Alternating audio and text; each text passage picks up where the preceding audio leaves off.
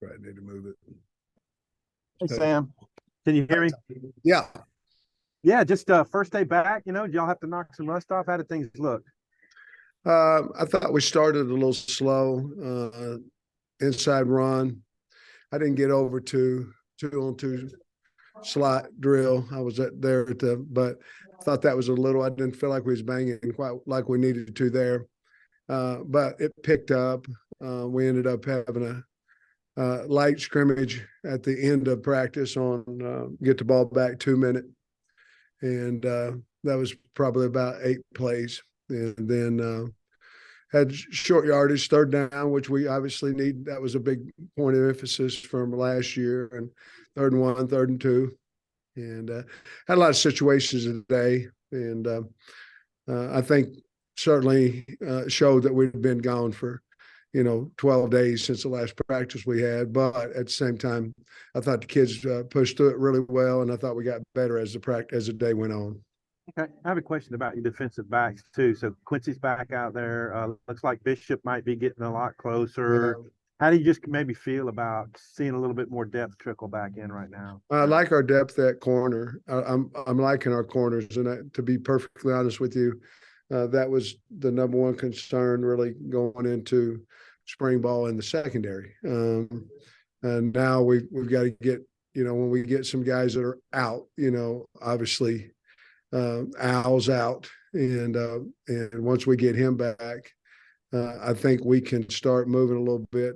Some of our corners moving to safety, and we feel like Al's probably a nickel, which will help us there with J. Lou. And but I think we have the pieces back there that we can move some guys around and have 5 really good players in the back end. Okay, and then how's Chavis coming along? And then looks like Clark might have been at nickel today. So can you maybe talk about what's going on? I like what Malik's been. I really like how he's played. He's really taken to the new coaches, and he's playing with a lot more confidence, running the alley really well right now. And I've been really happy with him. Jaden Johnson, I've been happy with him as well. And of course, Clark, he can play a little bit of, all over the place.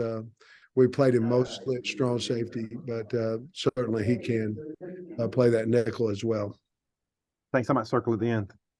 Sir. Otis. Coach, on the offensive line outside of Latham and Limmer, who's catching your eye there? I know it's right. I saw Braun and Amari and Emmanuel working kind of with some of the ones today a little bit. Yeah, Otis, we're moving that quite a little bit, as you well know, with Ty Keys and Chambly and Kudus. We've worked Kudus with the ones quite a little bit. Those 3 with the ones quite a little bit. But Braun has been a big time addition to us. You talked about Brady and Bo, and then that would be the other guys, Kudus, Crawford, Chambly. And I tell you, a guy like his Street as well. So we feel like we're 8 or 9 right there. And I like our 2 young kids. They're not ready right now, but I do like their how they've progressed so far in the 6 practices. In the limited time we see, Coach, is Chriswell and Malachi starting to show their ability a little bit without having to think as much? Yeah, it looks like they are. Yeah, and I think what we've seen about both of them is right now they're better gamers than, let's say, situations. I'm talking about like 7-on-7. They're both fine in 7-on-7, but once you put a situation behind them, they seem to make plays, and that's both of them. And I've been really pleased with both those guys. Thank you, man.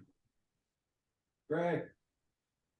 Yeah, Coach, with the spring break, I assume you had a good opportunity to go back and look at video and stuff from the first 5 practices. And I'm just curious, did you learn anything about your team that maybe you didn't know in those first 5 practices?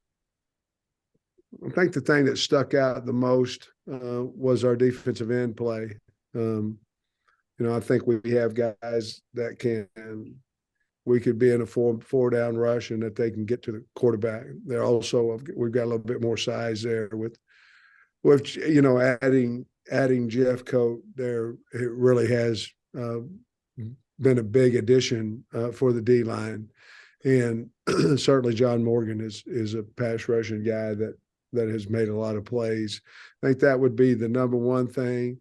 I think the rise of Carson Dean would be something else that stood out on as I reviewed the first five. Carson Dean, I think, will be able to play for us this year. Antonio Greer is going to be a good linebacker for us. These are just new guys that kind of stood out to me. We've talked about the secondary. We've talked about Braun, who certainly has picked up the offense and looked really well. Devin Manuel is a guy that, I think he had a good first five practices. I haven't seen, obviously, today's. And Tykees Crawford's a guy that can play either position for us. We're certainly trying to give him an opportunity to start for us, which he's doing a good job. We knew about the backs, and I've talked about, the one guy that stood out the most in all of them is Luke Has, and really good football player, guy that's catching the ball extremely well, can run, can get open, and that's probably the guy of the young guys that has stood out the most, even though I've been really happy with Braxton and Metcalf and RJ Johnson and Dallas. I mean, I've been happy with those guys, the young guys in the secondary, but I think Luke Has is the guy that's probably stood out the most in the freshman class. Circling back to another freshman you mentioned with Carson Dean, his size is obvious, but what is it about him that makes you think at this point that he could possibly help you guys next year? He's smart and he can run. I mean, he's faster than what I thought he was when he came in, and he's really picked it up. He's played with the one some, and certainly is a guy that, like you said, has the size. That's usually what keeps, either they don't know the defense, or they're not strong enough or big enough to play early in their career, and none of those is necessarily a detriment to him, because he can do all of those things. And I just feel like if he continues to improve, that I feel like he'll be in that rotation of guys. Thanks, Coach.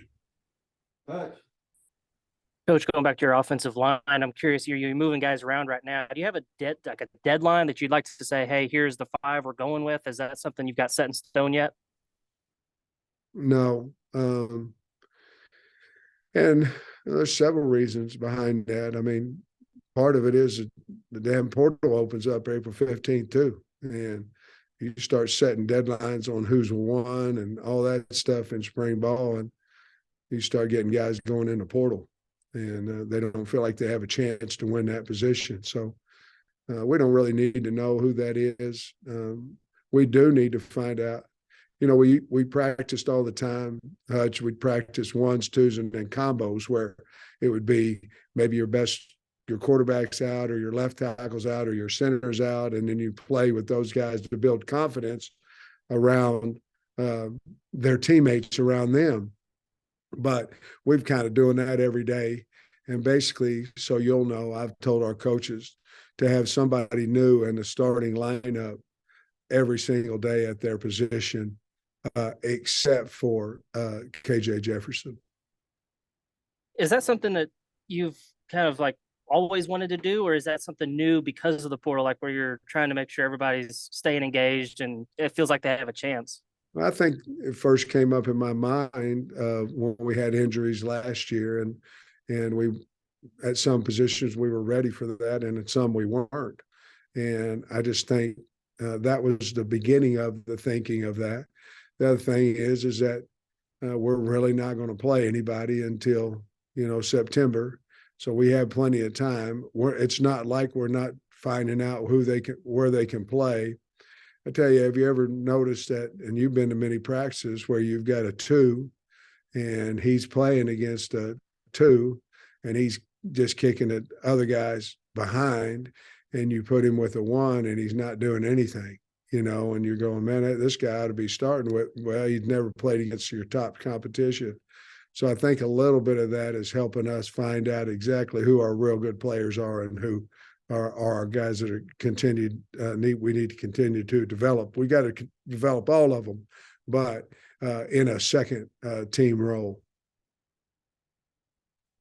Scotty?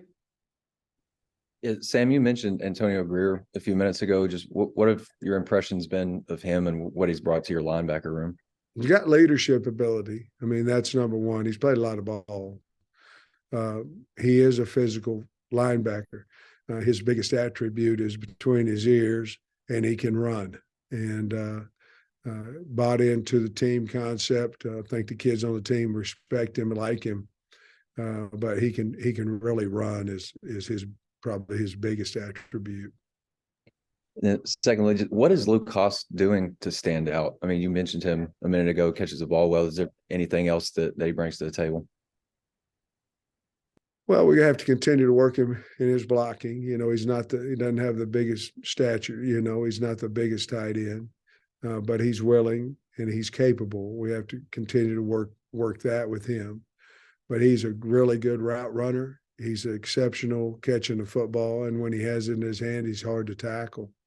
And just it seems like every day he has 6, 8, 10 catches, you know, in some type of team setting, gets open and catches everything that's close to him. So been really, really pleased with him. Dre?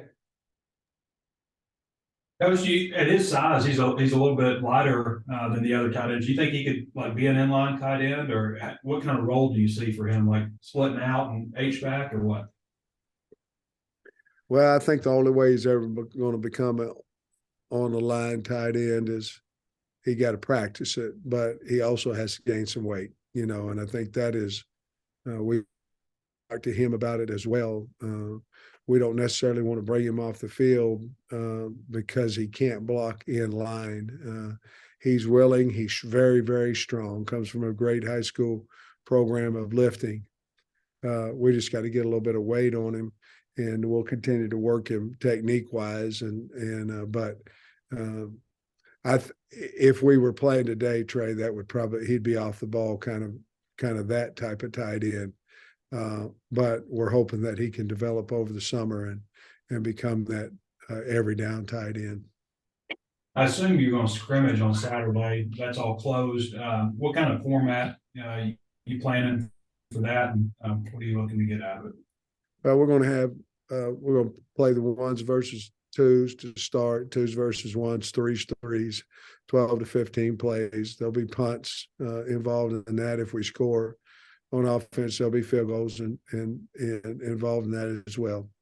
When we get through with that, we'll come back and go ones and ones, twos, threes. When we get done with that, we'll go into situations, which would be third down. Well, there'll be a situation of third down. There'll be a situation of red area. You know, I'm going to practice this year, Trey, for the first time. I'm going to practice third down, play fourth. I think I've become a guy that's afraid or not afraid or concerned about going for it on fourth down.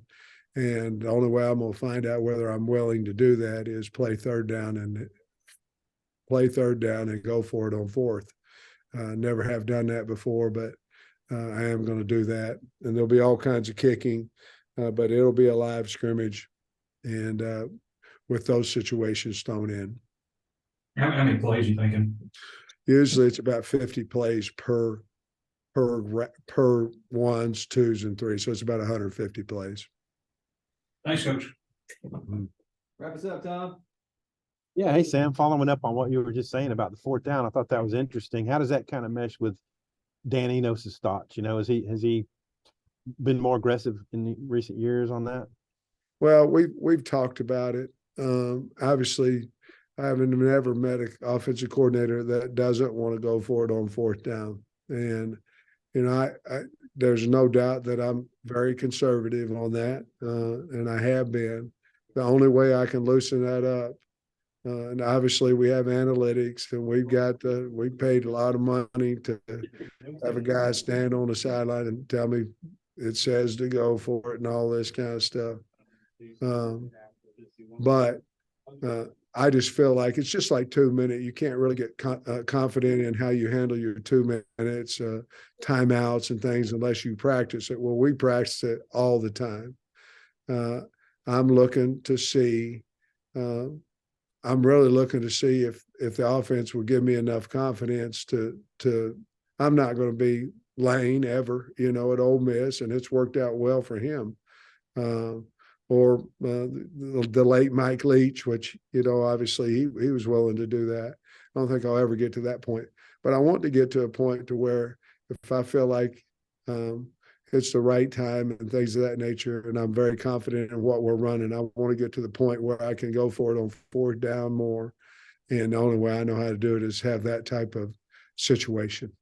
You mentioned the energy to start with. Did it pick up during the scrimmaging part of it? Did. Yeah, it did. What do you think of that? It was just early in practice that everything that happens out there is either good and our coaches have done a nice job, or it's bad and I haven't got us motivated enough. And obviously my team meeting wasn't motivational enough because I thought we were sluggish. But again, they hadn't practiced for 12 days as well either.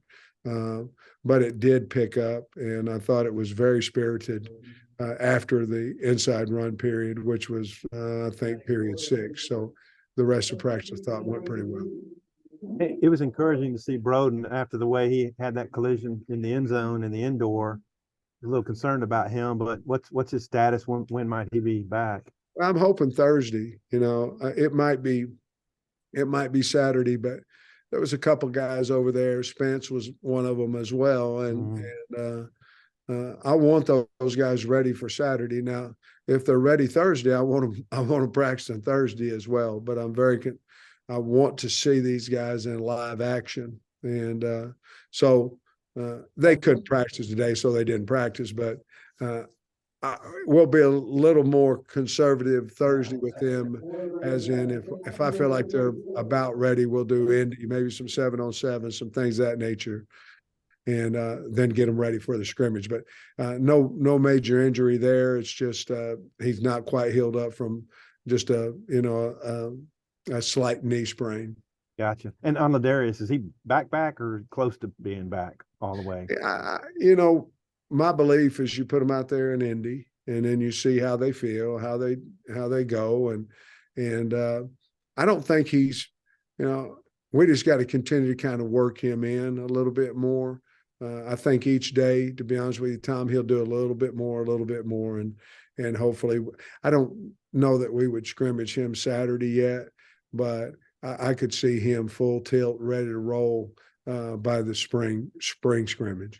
Okay, thanks, man. Game scrimmage, excuse me. Thanks, Coach. All right, guys, good to see y'all.